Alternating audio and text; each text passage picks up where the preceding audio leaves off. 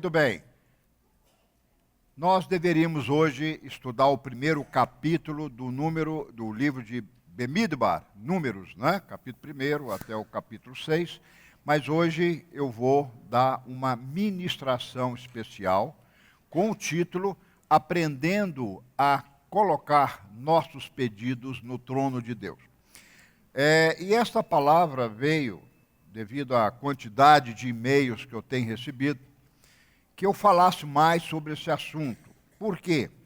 No dia 13 de maio, não é, nós chegamos aqui à frente e oramos pelo nosso Brasil e colocando a situação do Brasil, né, o trono lá, o tribunal Tribunal Federal lá de Curitiba, no trono de Deus, e nós ali falamos com muita autoridade. E falei, Senhor, o Senhor atenda do teu trono essa oração, porque a sentença tem que sair do céu, porque senão não resolve esse problema, né? Um prende, outro solta, um prende, outro solta, um prende, outro solta. Toma pouca vergonha, não é? E aí nós oramos. E uma semana, 4 dias depois, no dia 17, estoura a bomba, não é? E essa bomba continua. A coisa foi totalmente abalada no nosso país. E aí muitos me escreveram dizendo, o que você fez? Como é forte essa oração? Fale mais sobre esse negócio de trono de Deus.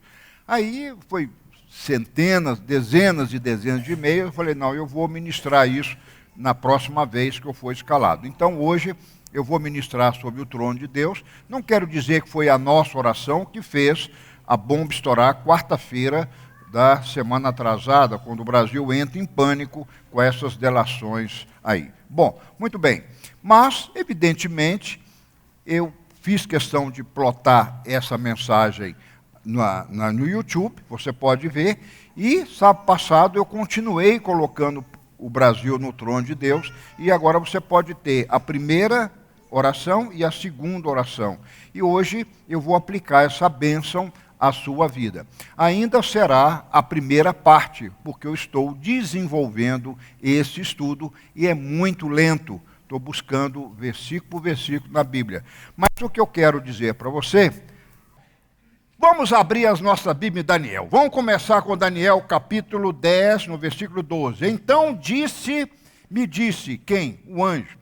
Não temas, Daniel, porque desde o primeiro dia em que aplicaste o teu coração a compreender e humilhar-te perante o teu Deus, são ouvidas as tuas palavras. E por causa das tuas palavras eu vim. Quem veio? Vamos ver quem veio.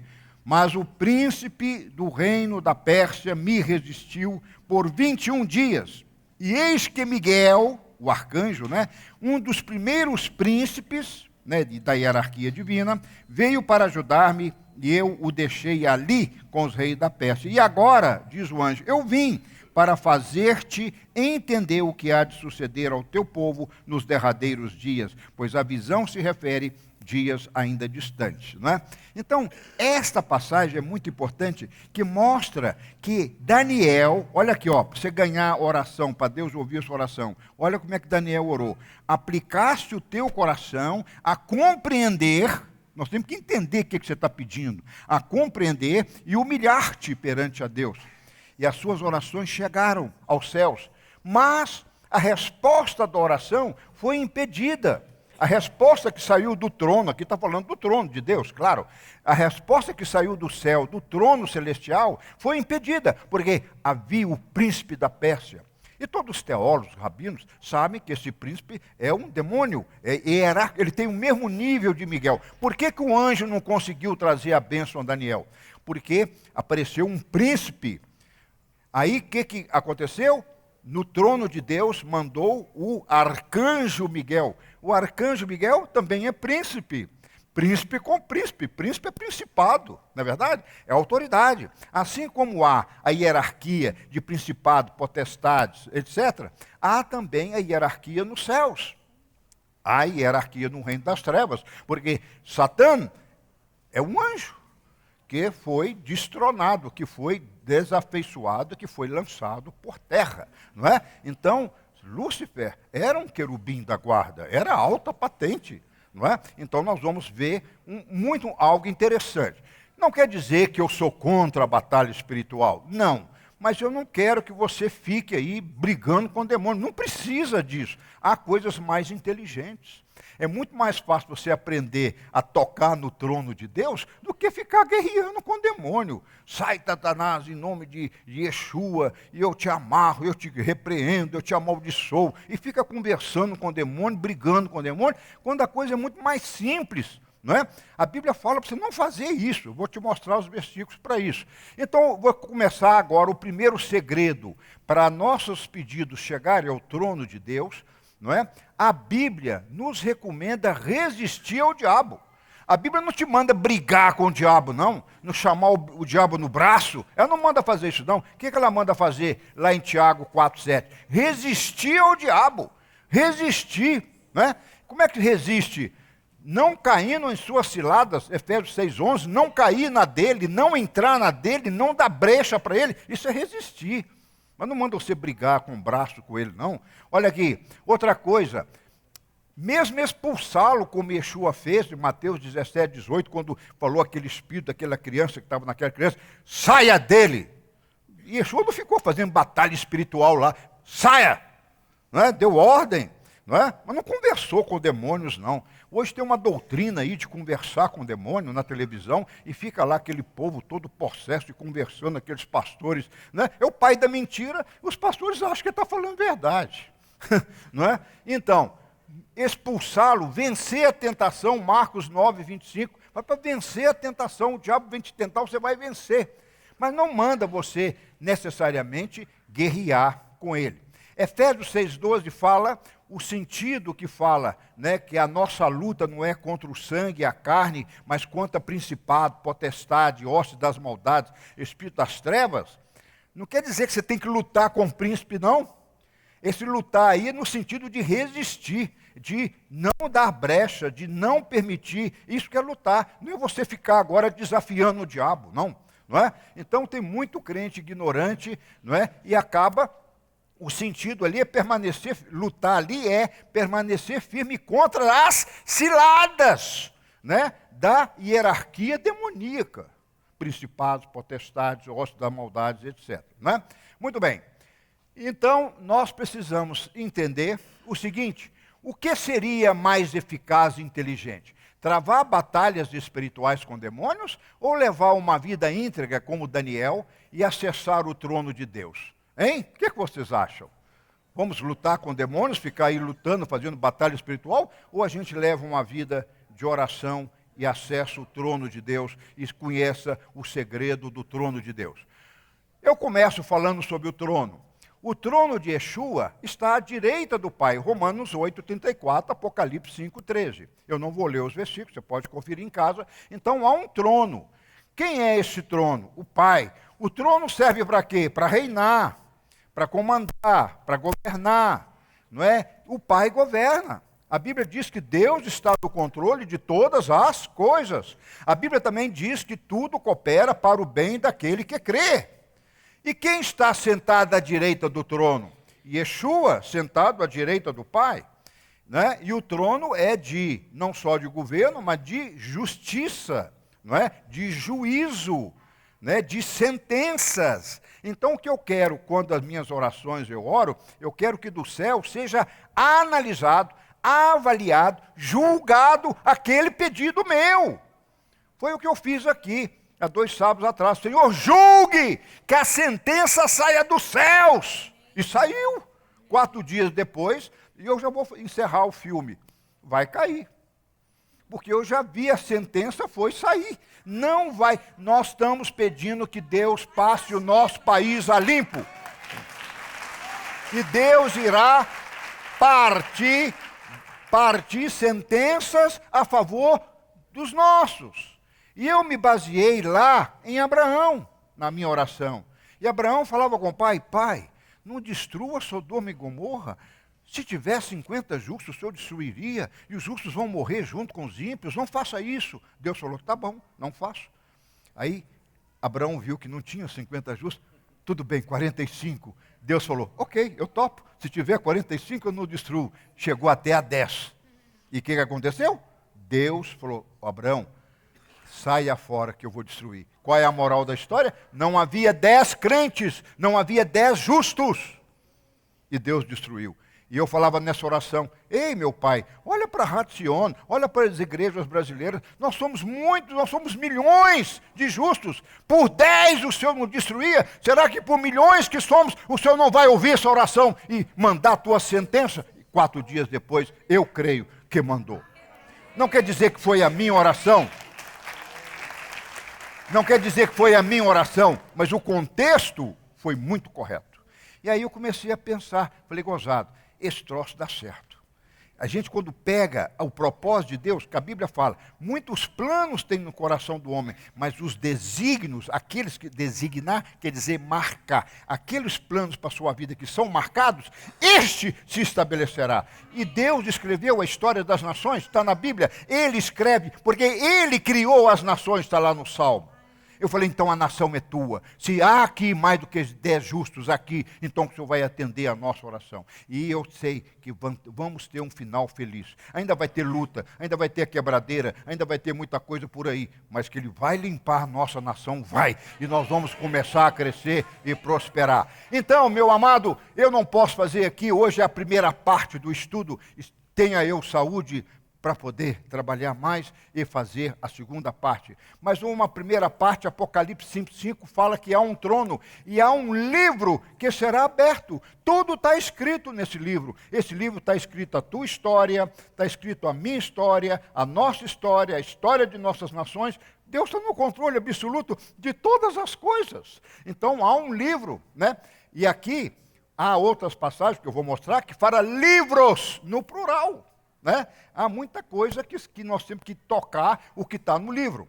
Então, primeiro segredo, Yeshua está sentado à direita do Pai. Segundo segredo, para você colocar os seus pedidos no trono de Deus, é saber que Deus tem nossa história neste livro, onde todos os nossos dias foram escritos e determinados. Salmo 139:16. Ora, pois, se Deus escreveu no Salmo, pelo Espírito Santo, que todos os nossos dias são conhecidos e determinados, será que Ele está falando somente da nossa morte? Do nascimento à morte? Claro que não. Se há um livro, Ele escreveu e determinou todos os nossos dias. Então, hoje está no livro essa palavra. Essa palavra está no livro? Essa revelação está no livro? Eu não sei o que está no livro, mas são muitas coisas que estão no livro de Deus. Olha o que diz Romanos 8:28. Tente entender. Aqui tem um segredo. Aqui já começa o segredo da sua oração ser atendida. Deus nos conheceu. Aqui está falando, fazendo uma midrash com outros versículos bíblicos, Ele nos conheceu, como diz em Colossenses, antes da fundação do mundo. Ele já tinha Yeshua e já sabia sobre a sua vida. Ele nos conheceu. Algumas versões bíblicas falam, Ele nos pré-conheceu. Ele nos conheceu antes, quando nada havia, como fez com o seu próprio filho Yeshua. Depois, Ele nos predestinou para a salvação. O que significa isso? Ai, ai, ai, já vem a teologia da predestinação? Não, esse é um versículo mal interpretado. A Bíblia diz, não é, quando ele diz que Ele nos predestinou para a salvação, não quer dizer que Ele já definiu, como muitos pregam por aí, que Ele te predestinou à salvação, então já estou escolhido, foi Ele que me escolheu, agora eu vou cruzar os bracinhos, que já está no livro dele, que eu vou ser salvo.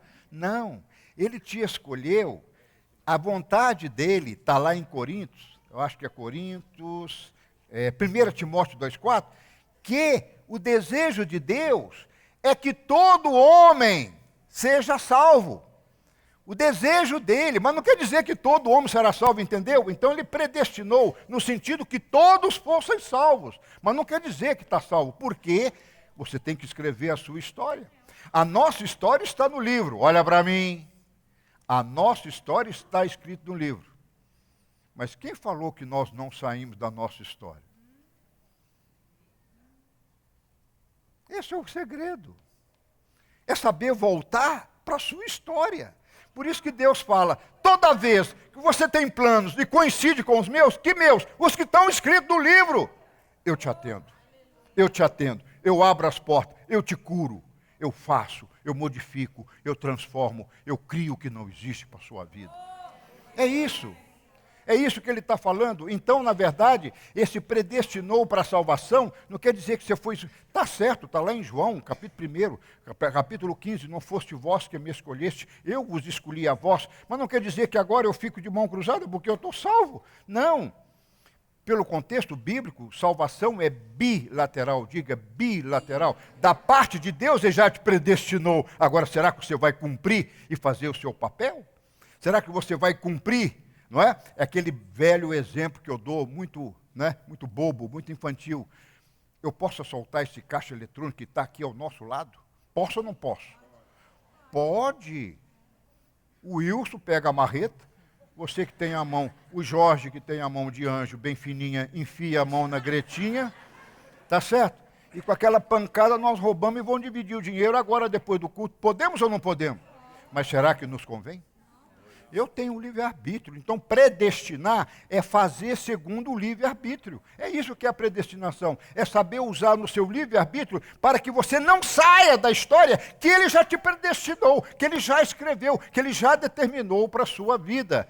Não é? Nós vamos falar mais um pouquinho sobre isso. A grande verdade, aí ele predestinou para a salvação, nos chamou. O que é chamou?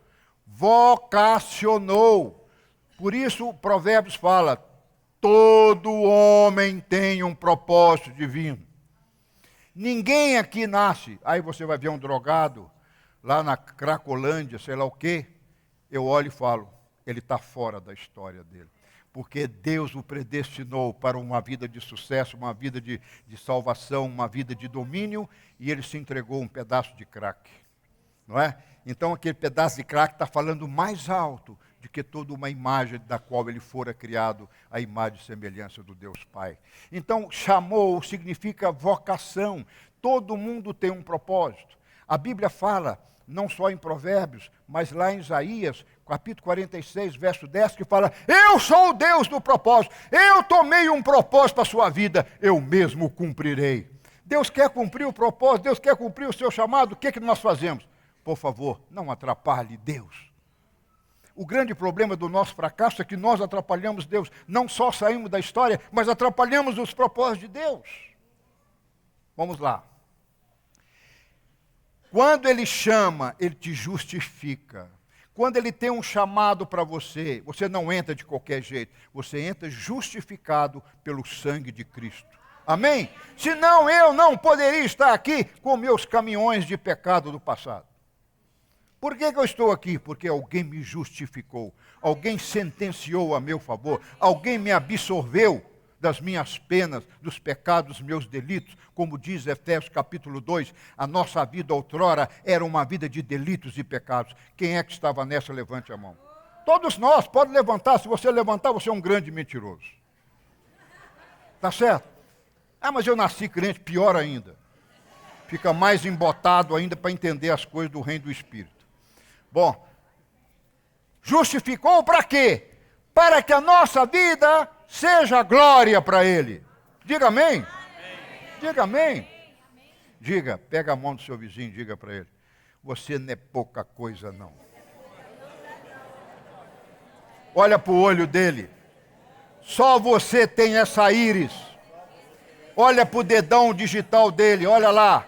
Só você tem essa impressão digital no meio de quase 7 bilhões de gente. Só eu tenho esta aqui.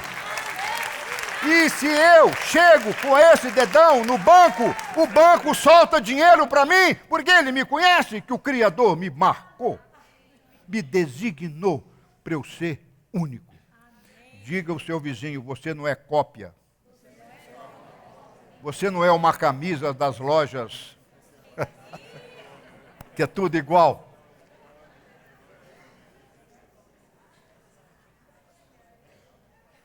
Quando distanciamos do livro da nossa história, os problemas acontecem.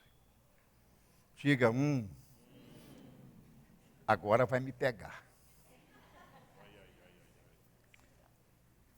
sofrimentos, decepções, angústias, fracassos, catástrofes, desilusões e tanta coisa ruim, tristeza, depressão, desânimo, vontade de suicidar, tanta coisa ruim vem. Por quê? Está aqui, ó.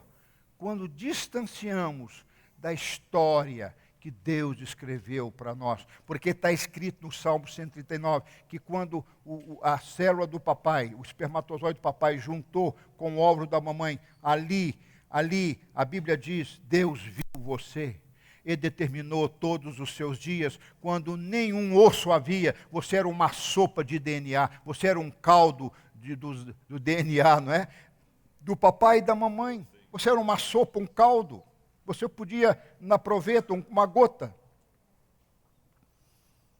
Naquele momento, Deus viu e escreveu a sua história. É o que está escrito, nós temos que acreditar nisso ou não, senão a minha vida não teria sentido. Então, não podemos mudar a nossa história para pior. Diga, eu não posso mudar a minha história para pior. Eu tenho que permanecer na minha história. E agora a coisa que Deus te ensina pela palavra. Você pode mudar a sua história ainda para melhor. E você vê isso na Bíblia, com a história de Abraão, com a história do profeta Jonas. Você vê com Elias mudou a história dele. Eu não vou não. Veio um corvo sustentar com pão e água. Elias, vai lá. Não, eles vão me matar. Jezabel vai me matar. Ela matou 400 profetas. Eu serei o próximo. Estava lá morrendo de medo. E o que o anjo falou? Ei, rapaz, não mude a sua história. Eu estou com você, vai. Vai lá, você tem um propósito, você vai. Não foi assim? Elias podia ter não acreditado e ter fracassado. Eu poderia não ter acreditado em fundar o ensinante de Sião. Está certo? Eu dizia ali para esse casal amigo aqui de São Paulo, eu falei, quando eu saí de uma igreja batista, eu saí super inseguro, porque eu não tinha, eu fui um dos pioneiros dessa visão no Brasil, eu não sabia onde estava entrando. Eu podia ter fracassado, mas eu sentia uma paixão, diga, paixão. Paixão, mais alto, paixão. Um chamado. É isso que é o nosso sucesso. Qual é a sua paixão? Qual é a sua paixão? Pergunte a você, pai, qual é a minha paixão? E se eu ainda não sei a minha paixão, dá-me a tua paixão. Deixe-me saber o que está escrito no livro a meu respeito, porque eu quero fazer. Aleluia. Gente, nenhum de vocês, peço a Deus que não esteja no meu lugar, porque sofre para chuchu. Eu levo burdoada do lado de cá, do lado judaico e do lado da igreja. Ainda vem membros fofoqueiros, linguarudos, ainda para destruir minha vida. Está certo? Irmãos, não é fácil. Mas sabe o que me vale? Romanos 8. Eu tenho um chamado. Eu tenho uma paixão. E ninguém vai me tirar essa paixão. Porque Ele me comissionou. Ele me predestinou. Isso que é a predestinação. Não é que vai... Eu trabalho para coincidir que a história dele seja a minha história. Quem está entendendo? Diga amém. Mas, o que há no trono de Deus? Lá está Yeshua à direita. E o livro? É o que está escrito em Apocalipse 5, 8, 5, 11. Lá tem um livro. E nesse trono estão os 4 seres viventes, que é um mistério, que eu não vou falar hoje. Mas lá existem os 24 tronos dos anciãos, que a maioria dos teólogos interpretam como sendo as 12 tribos de Israel, como sendo os 12 apóstolos. Mas há um trono. Não. Pelo menos há 26 tronos. 24 com mais de Yeshua, com mais do Pai. Existem quantos tronos? 24 ou mais. Será que nenhum desses tronos vai agir a seu favor? Pensa. Para que existe o trono? Você vai ver, aguenta aí. Então, lá diz também, olha o que diz lá, olha o que diz lá, olha o que diz lá. Nos 24 tronos dos anciãos, há uma taça de ouro cheia, é uma linguagem simbólica, né, irmãos? Né? Há uma taça de ouro cheia de incenso, que são as orações dos santos. Diga amém. Que santo que é? São Sebastião das Águas Claras, São Judas Tadeu, que santo? Você, eu. A oração dos santos, a Bíblia nos chama de santos que foram justificados pelo sangue de Yeshua. Somos santos, diz Hebreus. Você é santo, diga ao seu vizinho, você é santo. E aonde está aquela oração que você fez a favor da sua mamãe, a favor do seu vovó, a favor do seu serviço? Aonde estão essas orações? Estão num cálice de ouro. Lá estão as minhas orações, as orações dos santos. E lá há miríades e milhares de anjos. Para quê? Para que você ore e toque o trono dele. E esses anjos são melahim, são mensageiros. Não é assim que Shalom Aleichem, que mande teus mensageiros me trazer a paz, a saúde, aquilo que eu necessito. Diga amém. Há uma taça de ouro com as suas orações. Como Daniel, as suas orações foram ouvidas.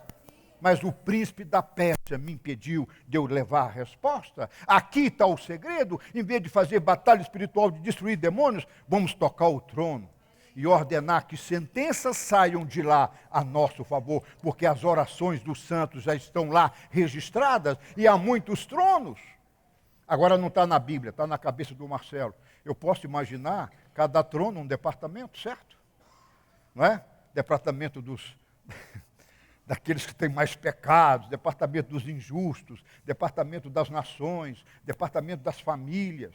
Eu acho que é um tribunal familiar no céu. Senhor, estou com um problema em minha família, põe lá no trono da família. Eu não sei, eu estou inventando. Isso aqui eu não posso falar que é. Mas eu posso imaginar, para que tem 24, 26 tronos? Ao Supremo, Yeshua e o Pai. Aos outros tronos, talvez seja da primeira instância. Não sei. Não sei se há isso. Eu não sei. A Bíblia não diz, só diz que as minhas orações estão lá. Então, se a minha sentença, se o meu pedido está lá, o que me falta? Um veredito. O que é veredito? Uma sentença. Um decreto. Não é assim que o juiz faz? Absolvido. Condenado. Não é assim? E qual é a pena? 5 anos, joelheira eletrônica. Eu não quero que nenhum de vocês use e receba joelheira espirituais nas pernas. Porque não tem sentido você pedir e Deus te dar joelheira espiritual para você ficar amarrado. Pelo contrário, Hebreus capítulo 12 fala, por isso, por ele, podemos desembaraçar as nossas vidas. Que a palavra dele desembarace, está escrito lá, a sua vida é desembaraçar, não amarrar.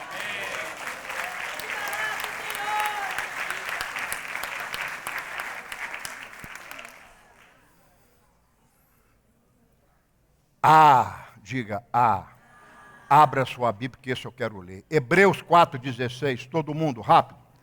Hebreus 4,16. Agora você vai ver se vale a pena orar ou não. 4,16, todo mundo vai e abra comigo, risque a sua Bíblia, faça uma estrelinha aí, marque. Nunca mais esqueça esse versículo. Diga ao seu vizinho, jamais esqueça desse versículo.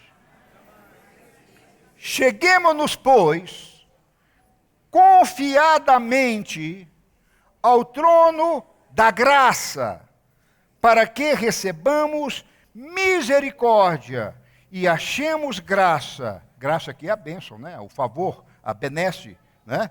A fim de sermos socorridos no momento oportuno. Diga amém.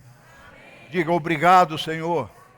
Há um trono, eu estou falando que tem muito trono, você não está acreditando? Há um que é só o trono da graça e da misericórdia para nos socorrer nos momentos oportunos, necessitados, que estamos oprimidos, cansados, angustiados, traídos. Há um trono da graça e da misericórdia. Diga amém. Graças a este trono. Obrigado por este trono. Porque muitas vezes, o que é o trono da graça? Não precisa julgar a sentença. Abre a porta da cadeia e deixa o danado sair. Danado não, né? O bendito sair. Tá certo? Se vai sair, tem que ser para a bênção não para danar. Danar é prejudicar, né? Corromper. Diga amém. Há um trono da graça. Irmãos, muitas vezes nossas vidas estão com desajustes. Muitas vezes nossas vidas são atos de injustiça. E Deus não se agrada e por isso Ele não responde muitas vezes a sua oração. Até que você entenda que há um trono de justiça. Então, quando eu peço o trono da graça, eu falo, Senhor, eu quero o trono da tua graça, mas deixe-me saber o que está escrito lá. Deixa-me saber aonde eu estou errando. Porque Daniel estava com o coração contrito e humilde. Se o meu coração está soberbo e orgulhoso, eu não toco no trono da graça. Eu já aprendi isso com Daniel. Senhor, por que isso aconteceu? Por que eu estou sofrendo tanto? Por que essa enfermidade não deixa meu parente querido? Ao invés de você fazer essa pergunta, você devia fazer, Pai, para a minha oração tocar no teu trono, o que eu tenho que mudar que o Senhor está esperando para a minha oração ter atingido?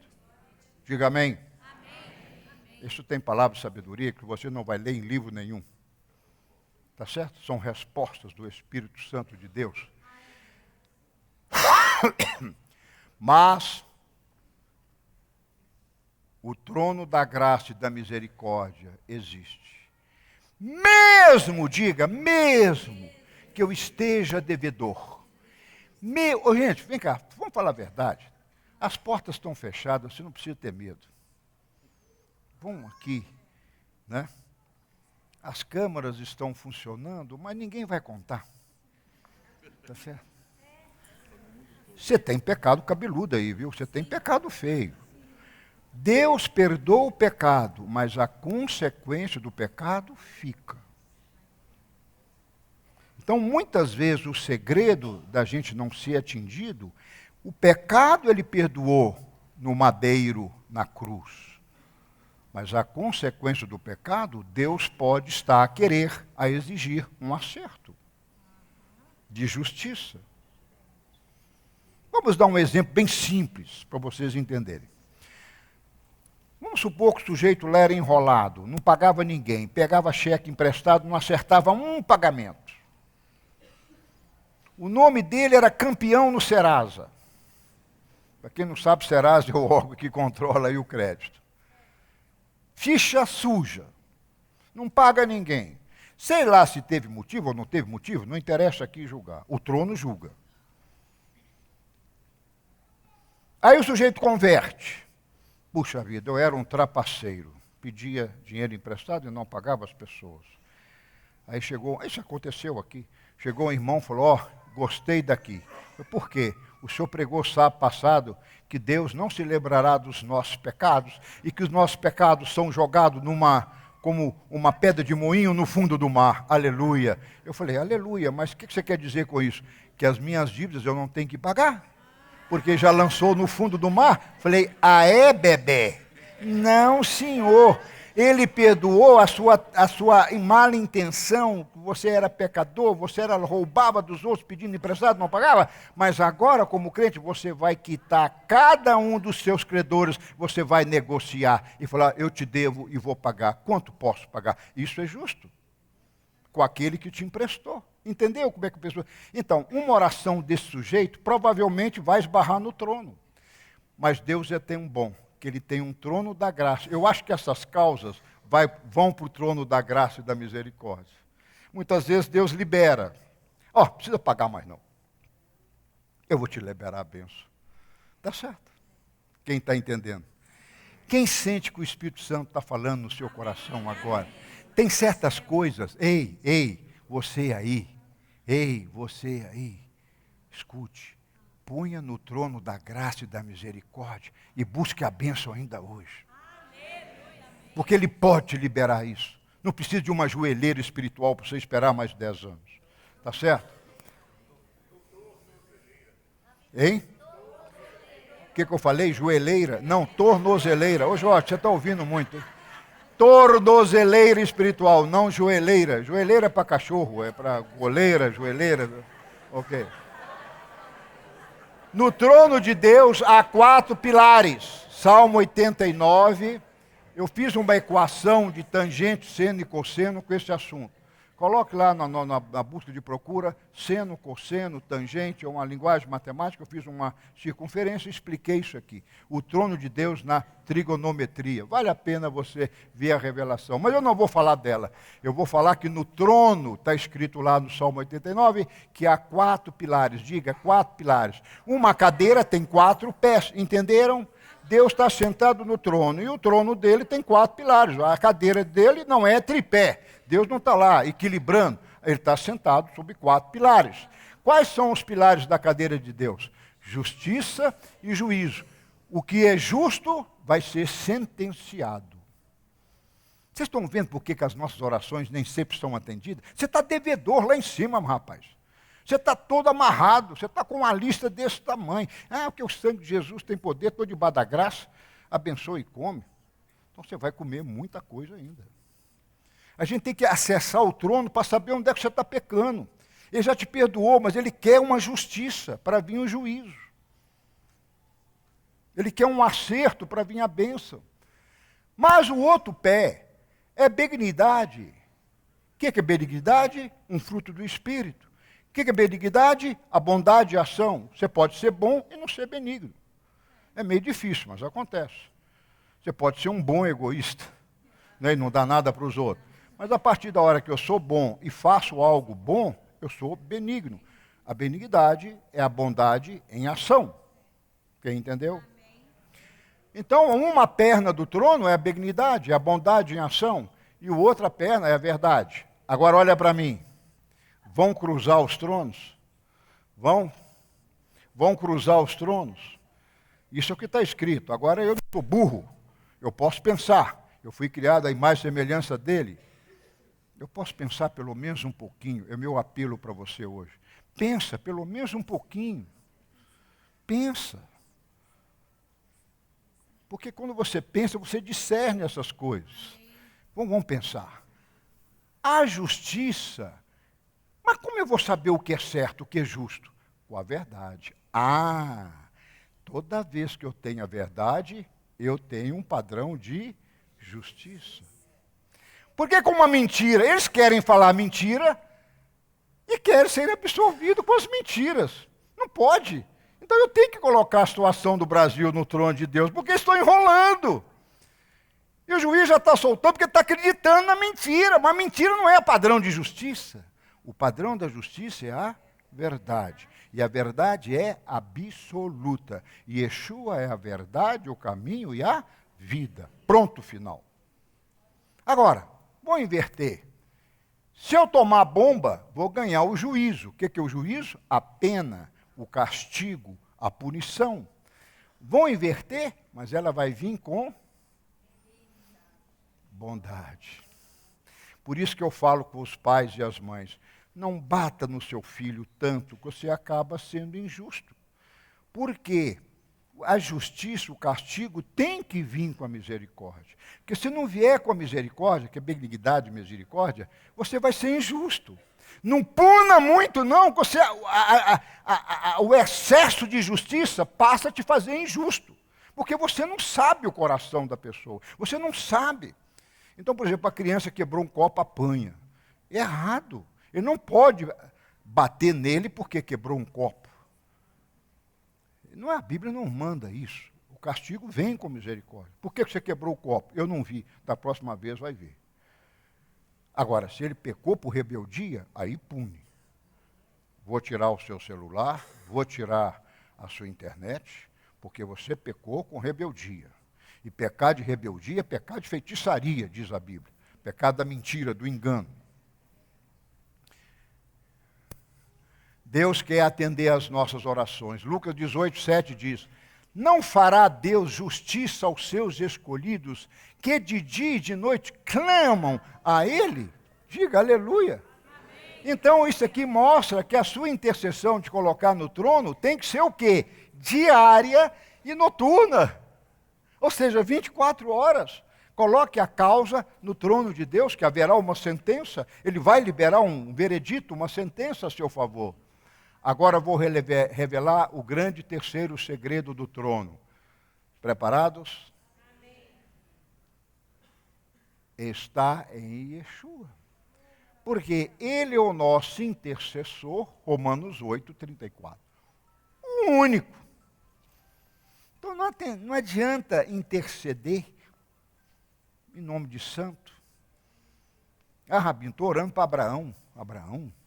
Por quê? Ele foi o justo. Não, mas você está entendendo errado. Você tem que orar para Yeshua.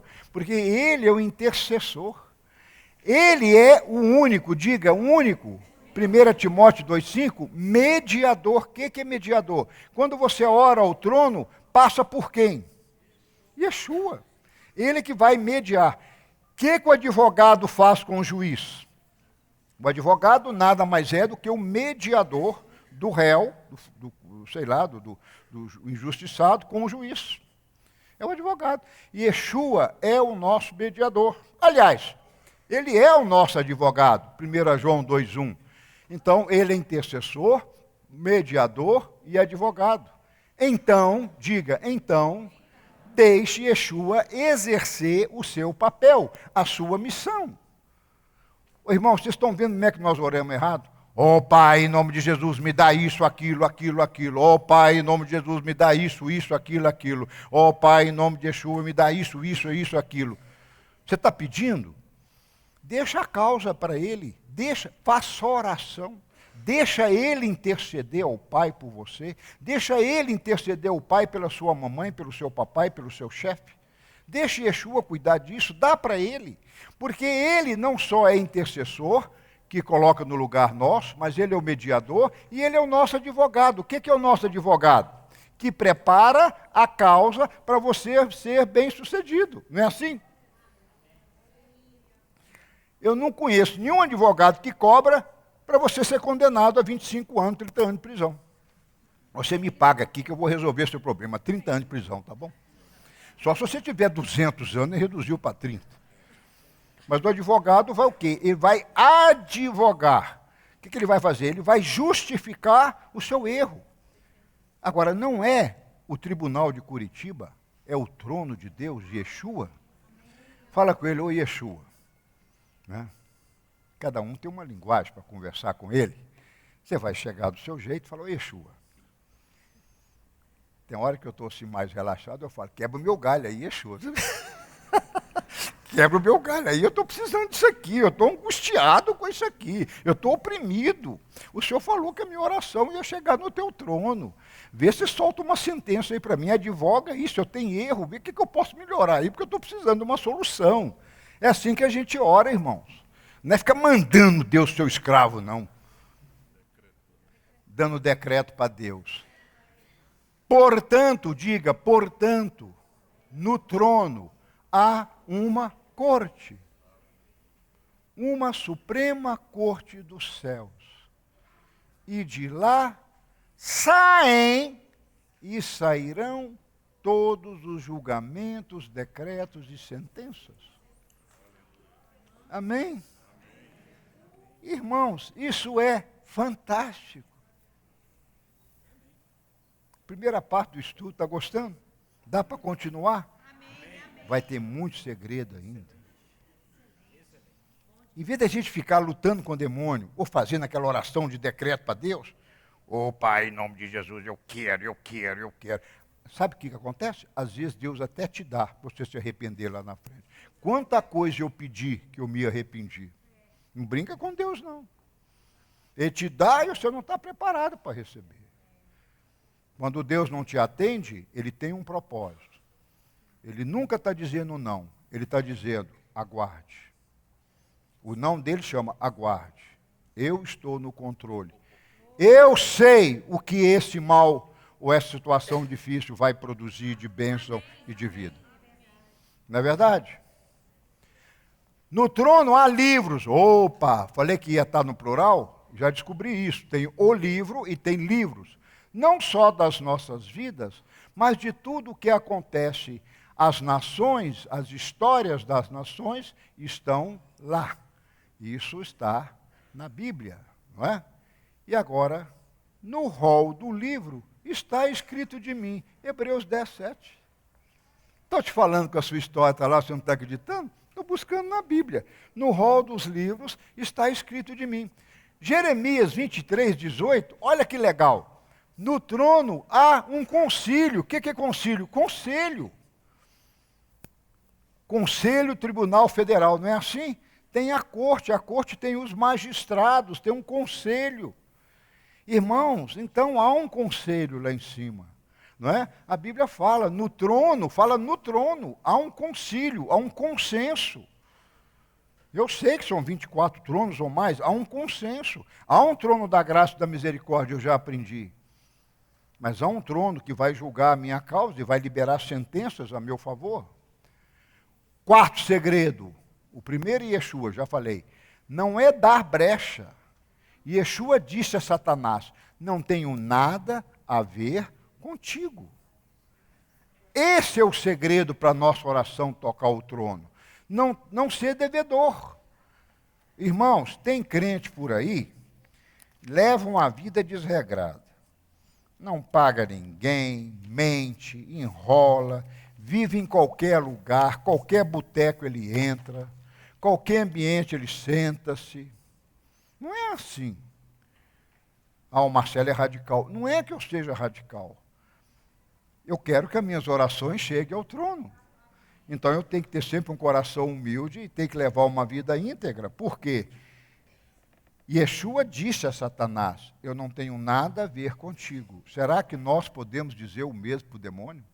Será que no nosso coração não há um ciúme, não há uma inveja, não há uma dúvida, não há uma insegurança, não há um...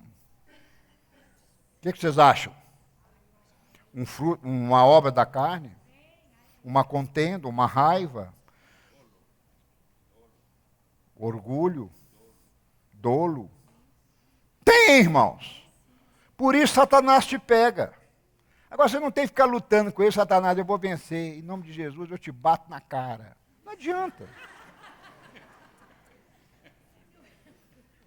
Vá para o abismo. Não adianta.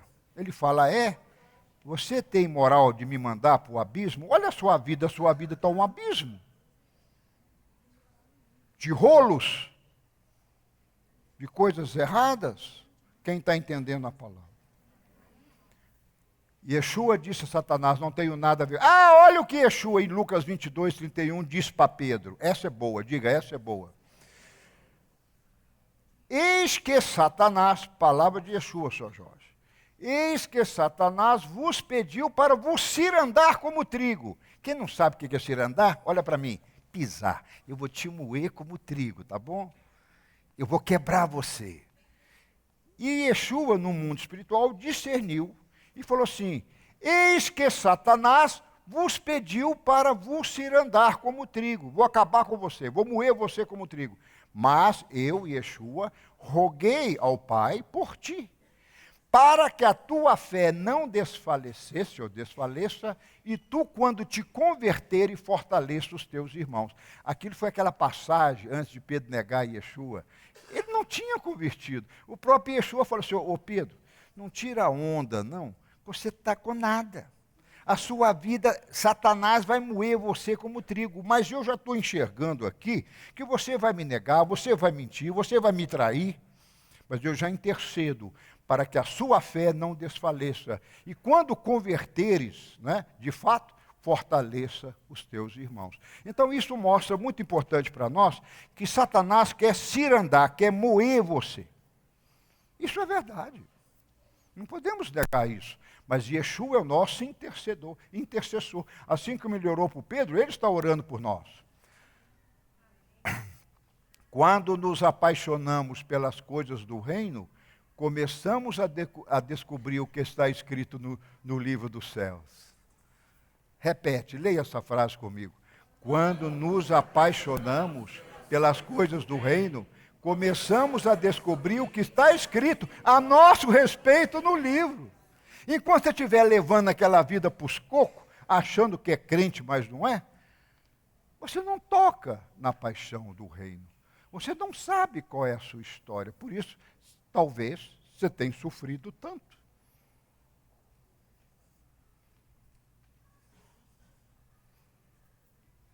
Yeshua fez maldição por nós. Ah, isso os crentes entendem errado. Aí Yeshua levou todo o pecado na cruz. Estou isento. Quem dera que fosse assim. Na verdade, ele está falando do seu pecado, da sua salvação.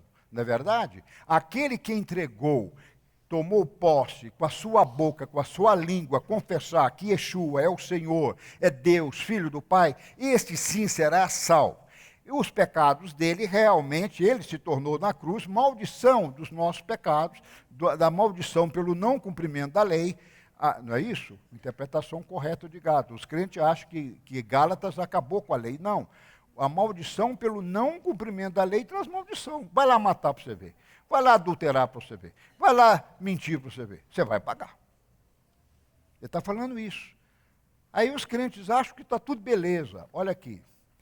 Mas, as maldições de nossos ancestrais existem por 3 a 4 gerações. Daqueles que me odeiam. Ou seja, aqueles que estão fora do caminho do Senhor, que não gostam de Deus, ele visita a maldição por 3, 4 gerações. Mas uso de misericórdia com os que me amam e guardo os meus mandamentos. Êxodo 25. O que quer dizer? Irmãos, vocês já viram famílias que todo mundo divorcia? Você já viu família que tem assassinos? Você já viu na famílias que têm doenças sexuais, aberrações sexuais? Já viram? Se Deus não interrompesse 3ª e 4ª maldição, não existiria mais mundo, planeta Terra. Ele corta. De tanta maldade, de tanta iniquidade, ele corta. Mas o que ele faz na balança dele? Aquele que teme, ele abençoa por 1000 gerações. Então, meu irmão, recadinho, vamos fazer o exemplo de Neemias. Intercedia pelos pecados dos pais dos filhos. Nós devemos interceder pelos pecados dos nossos filhos. Tá certo? Lembra de Jó? Os filhos de Jó estavam lá na orgia sexual, na bebedice, seria as baladas da época, né? O que Jó estava fazendo? Intercedendo pelos filhos. Pai, meus filhos estão lá nessas orgias, mas perdoa-os. Olha a minha oração. Olha que exemplo maravilhoso. O que Jó estava fazendo? Colocando os filhos dele no trono de Deus. E sabe qual foi o resultado da história? Todos morreram. O que é isso? Julgamento. Mas Jó pecou? Não, ele estava pedindo perdão pelos pecados do filho. Neemias faz a mesma coisa, intercedendo pelos pais e filhos de Israel. Confessar os pecados, iniquidade de seus pais. O que é isso? Linhagem familiar. Diga, eu preciso orar, interceder, ainda hoje, como salvo, pela minha linhagem familiar. Pai, mãe, avô, avó, bisavó, e vai embora. Até pelo menos trisavô, que é a 4ª geração. Eu agora descobri a minha tetravó lá em Mariana. Nem orei pelos pecados dela, porque já passou de 4ª geração, então não precisa. Mas até o trisavô, eu não sei, que eu não conheci. Tem um tio aí que escreveu um livro aí dessa senhora. Aprontou, viu? Aprontou. O livro do meu tio conta a história dela. Eu aproveitei e falei, pai, que essa maldição não chegue até a minha casa. Tá certo? A gente tem que ser um pouquinho mais esperto. Então, a linhagem familiar existe. Estamos salvos, lavados pelo sangue de Yeshua, mas precisamos interceder pelos pecados dos nossos pais, colocando-os no trono do Senhor. Ah, mas meu pai já morreu. Tudo bem, mas a maldição que ele trouxe está aí no mundo espiritual. Então corte aquilo, anule aquilo pelo sangue de Cristo, anule, peça perdão. Eles já foram, eles não têm. Não é que você orar, o seu pai vai ser absolvido no céu. Isso não existe na Bíblia. A Bíblia fala em Hebreus 10, após a morte somente resta o juízo final. Mas eu não estou orando para o seu pai ser salvo lá, isso é uma oração que não é cristianismo, não é Bíblia. Eu estou orando para que a maldição dele não venha hoje. Entenderam? Quem está entendendo? Senhor, onde há julgamento, há sentenças de juízo. Então nós precisamos colocar no trono de Deus, essa sentença de juízo, também há misericórdia. Porque eu aprendi hoje, no Salmo 89, que a justiça vem com a Misericórdia. O juízo vem com a misericórdia. Diga, Senhor, que eu não pague, nem eu, nem meus filhos, nem os meus netos, pelos pecados de meus ancestrais, porque a minha linhagem familiar está lavada pelo teu sangue. Anule, desfaça-se em nome de Yeshua. Talvez você nunca colocou essa oração agora no trono do Senhor. Quinto segredo para encerrar. Se não damos margem ao acusador, a palavra Satã em hebraico quer dizer acusador. Então, se você não dá margem a Satanás, o acusador, e se estamos em santidade, atingimos o trono e recebemos as sentenças a nosso favor. Exemplo, Hebreus 12, 15. Sem santidade, ninguém chega ao trono, ninguém vê ao Senhor, ninguém vê sua face. Por isso que nós damos a bênção sacerdotal a cada sábado, que o Senhor faça resplandecer a sua face sobre você, não é? Para aproximar você, não é? Muito bem, e agora para encerrar, o sexto segredo. Os justos acessam e mudam a história e os fatos. Lembra de Abraão? Sodoma precisava ser destruída? Não, se houvesse 10 justos. Mas Abraão podia ter mudado. Se eu fosse Abraão, eu falaria com o Senhor, Senhor, não tem 10 justos, mas deixa eu evangelizar ali um pouquinho e volto rápido. Aí ele ganhava mais 1, 2 justos, aí ele não ia destruir. Seria algo inteligente ou não? Sim ou não? Sim. E você não pode fazer isso? Aumenta o número de justos, né? Pega o Senhor na palavra. E o sétimo e último segredo. Precisamos entender Jerusalém celestial. Leiamos Hebreus 12, 22. Você vai marcar com lápis, nunca mais vai esquecer. Vamos lá devagarzinho? Mas tende chegado ao monte Sião, a cidade do Deus vivo, a Jerusalém celestial, a miríades dos anjos, a universal assembleia, a igreja dos primogênitos, inscritos no céu, e a Deus e o juiz de todos, e aos espíritos dos justos aperfeiçoados, e a Jesus, o mediador de um novo pacto, ao sangue da aspersão, que fala melhor do que o de Abel. Vede que não rejeiteis ao que fala, porque se não escapam aqueles quando rejeitaram o que sobre a terra os advertia, muito menos escaparemos nós se nos desviarmos daquele que nos adverte lá dos céus. A voz do qual abalou então a terra, mas agora ele tem prometido, dizendo, ainda uma vez hei de abalar, não só a terra, mas também o céu. Ora, esta palavra, ainda uma vez, significa a remoção das coisas abaláveis, como coisas criadas, para que permaneçam as coisas inabaláveis, pelo que, recebendo nós um reino que não pode ser abalado, retenhamos a graça pela qual servimos a Deus, agradavelmente, com reverência e temor, pois o nosso Deus é fogo consumidor. Amém? Vamos para encerrar de pé, só ver isso palavra por palavra que você leu. Talvez lendo você não entendeu. Primeiro, na corte dos céus, está falando. Ele deu a corte todinha, viu? Viu como é que a Bíblia revela? Ele deu a composição da corte, num versículo só. Olha lá. Miríades de anjos. Alguém tem dúvida? Não tem. Assembleia Universal. O que é isso? Igreja, Assembleia, Carral. Há uma igreja universal que Deus tem. E essa igreja não é de denominações, é de pessoas. Essa igreja é de pessoas restauradas.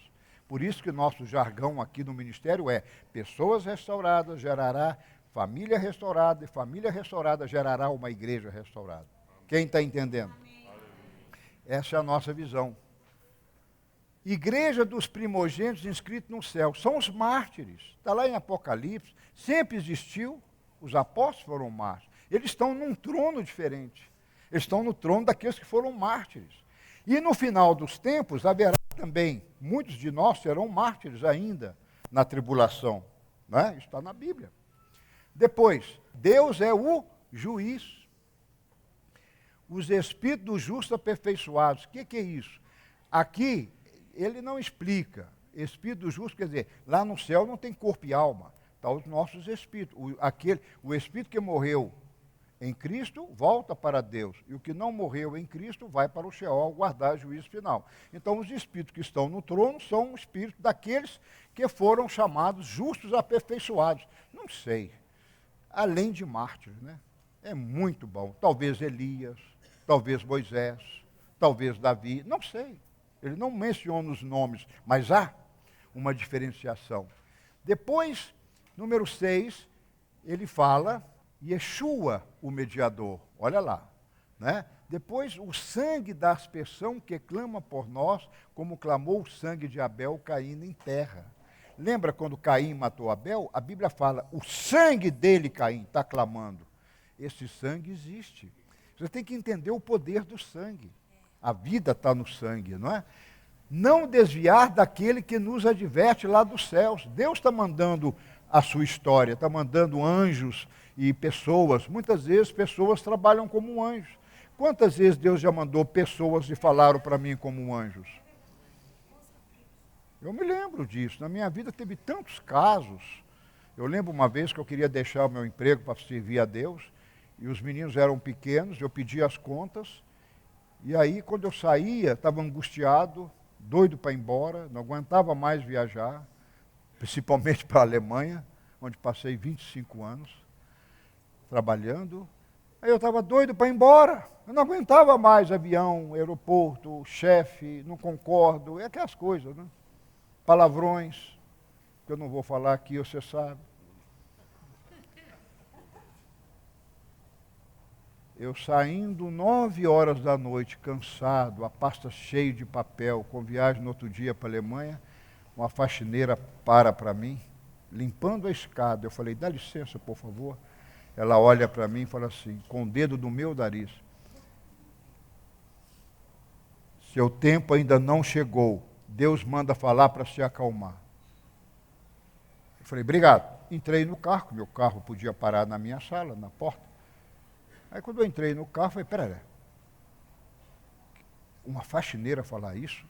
Seu tempo não chegou, Deus tem um propósito para você aqui ainda. Aí eu voltei lá e falei com ela, desculpa, a senhora me falou uma frase, por acaso, qual é a sua igreja? Ela falou assim, eu sou católica, mas nem à igreja vou. Aí eu virei, falei, Deus falou por ela. Se Deus falou pela mula de Balaão, não falaria por um ser humano? Aí eu falei, muito obrigado. Entrei no carro e falei, Senhor, obrigado, porque um anjo falou comigo na forma de uma faxineira. Ela existe. Depois eu procurei saber se aquela faxineira não era assombração. Não, ela existia. Era terceirizada. Eu aprendi o nome dela, não é? E quis ajudá-la também, não é? Muito bem. Não desviar daquele que nos adverte. O que eu estava recebendo? Uma adversão divina. Porque se eu saísse da empresa, talvez nem o Mateus é o que seria hoje. Eu não teria emprego, menino não podia ir para os Estados Unidos, não poderia viver em Israel, não poderia ser aluno da Universidade Hebraica, porque ele teve um patrocínio. Tá certo? Então, graças a Deus. E uma mensageira, uma faxineira, foi usada para falar, não peça, eu já havia pedido as contas. E o alemão falou, não, você não pode sair agora. Depois vamos conversar sobre isso. Não é verdade? Estão vendo? Para encerrar, a voz de Yeshua abalará a terra e os céus. Ô, irmãos, as coisas abaláveis e inabaláveis, você tem que investir a sua vida nas coisas inabaláveis, que é o reino. As abaláveis você já conhece, não vou falar isso aqui não, mas Yeshua vai abalar isso aí no final dos tempos, né? Permanecerão somente as coisas inabaláveis, diga amém. Amém. Depois, receberemos um reino inabalável. Essa é a nossa vitória. Diga ao seu vizinho, você vai chegar lá, calma. Agora a ordem é lutar. Reteremos a graça para servir a Deus com reverência e temor, pois nosso Deus é fogo consumidor. E agora, para encerrar, você vai só ouvir e orar. Então, agora você deve orar comigo, colocando as pessoas e situações no trono eterno. Vamos orar agora por nossa vida pessoal. Ore agora. que você precisa colocar no trono do Senhor hoje? Não ora para o seu pai, para o seu marido, não. Mandei você orar por você. Você precisa tocar o trono de Deus nessa manhã. E eu quero que você coloque, você agora, fale por sua vida pessoal, pela sua saúde, pelas suas angústias, pela sua depressão. Você e o seu emprego, você e o seu chamado, você e o ministério. Faça, Senhor, eu coloco esta situação da minha vida, não é, minha aflição, minha angústia, no teu trono celestial. Agora você vai continuar orando baixinho por aqueles que vivem ao seu lado, esposa, filhos, pais, avós, sobrinhos. Coloque nos céus. Avino Malkeino, eu coloco no teu trono. Diga a minha esposa, meus filhos, meus pais doentes, meus avós, meus sobrinhos, meus primos, meu chefe, meu vizinho. Coloque no trono do Senhor. Lá Yeshua é intercessor, mediador, e ele é advogado. Agora você vai orar pela sua congregação, pela nossa congregação. Senhor, tenha misericórdia da Ratzion, Mateus, Rabino Mateus ocupando agora a presidência, a minha vida, eu dando lugar ao meu filho, que ele possa fazer, Senhor, muito mais do que eu fiz em 20 anos. Eu aproveito a oportunidade para orar para a liderança dessa casa.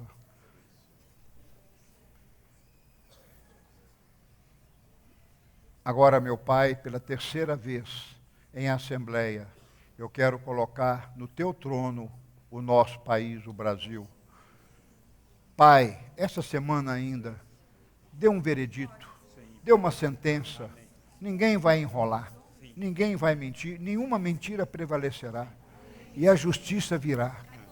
O Senhor vai mudar tudo, porque o Senhor quer uma nação nova. E nós fazemos isso como justo. Se o Senhor tivesse 10 justos, Sodoma e Gomorra não teria sido destruído, pois nós somos milhões aqui no Brasil de crentes lavados pelo teu sangue. Então escute a nossa oração, salve o nosso país. Agora nós vamos orar por Israel. Eu coloco Israel no teu trono, Israel cercado por 22 inimigos, seus vizinhos querendo destruir Israel dia e noite. Eu peço perdão pelo nosso país, que sempre posicionou contrário a Israel. Depois de Graça Aranha não apareceu um para lutar por Israel nesse país.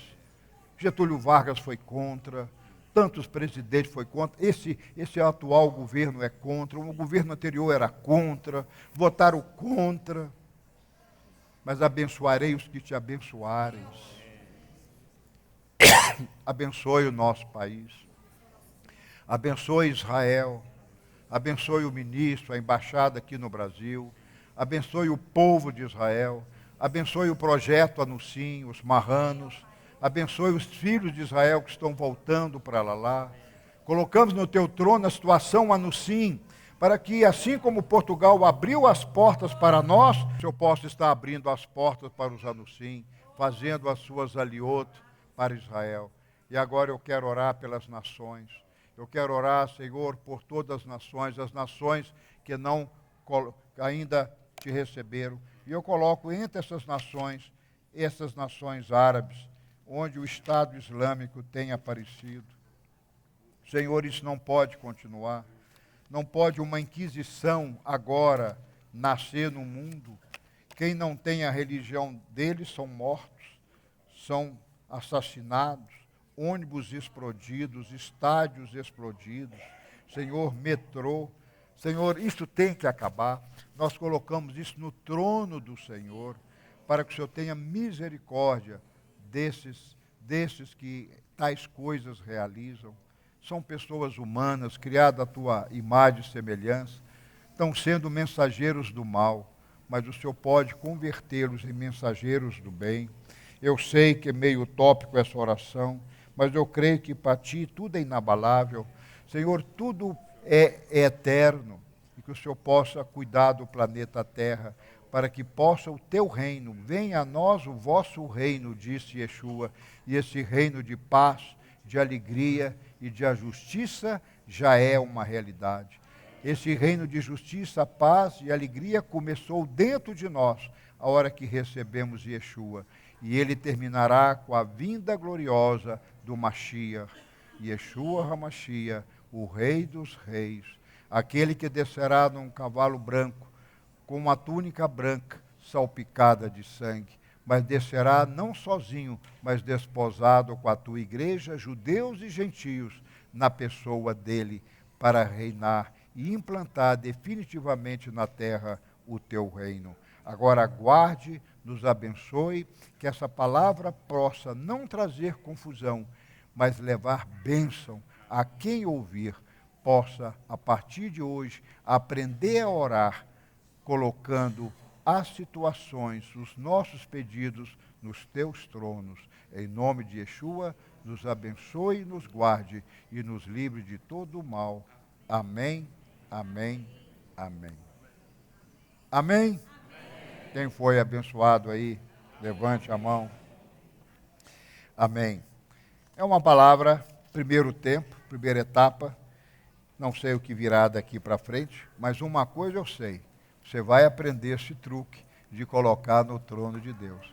E eu quero já, você que está me ouvindo pela internet, ouvir essa palavra, escreva para nós, contando bênçãos que você esperava há tantos anos, vai começar a acontecer. Não é quando você aprende a colocar no trono de Deus e abre o seu coração para a justiça dele, para a vontade dele prevalecer em nossa vida.